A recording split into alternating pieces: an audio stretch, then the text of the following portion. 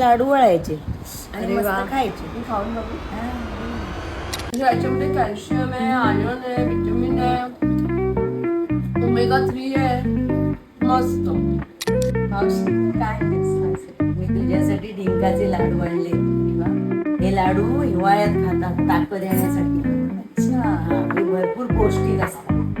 याच्यामध्ये डिंक टाकले मी भरपूर प्रमाणात, खोबरं टाकले भरपूर प्रमाणात आणि खारीक पावडर टाकली आणि खसखस आणि त्याच्यामध्ये ड्रायफ्रुट्स टाकले, बदाम काजू क्रश करून आणि मग त्यांना थोडंसं तुपात असं परतवलं आणि मग गूळ घ्यायचा चिनीचा. आपल्याला जेवढा जास्त गूळ नाही घ्यायचा कारण खारीक पावडर भरपूर असते.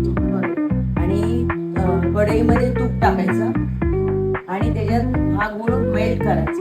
फक्त मेल्ट करायचा, साखर पण नाही, फक्त मेल्ट करायचंय. आणि मग मेल्ट झालं ना व्यवस्थित, उकळवायचं नाही. त्याच्यात हे सारण टाकून घालायचं आणि सारण टाकून चांगलं ढवळायचं आणि मग लाडू वळायचे आणि मस्त खायचे. मी खाऊन बघू.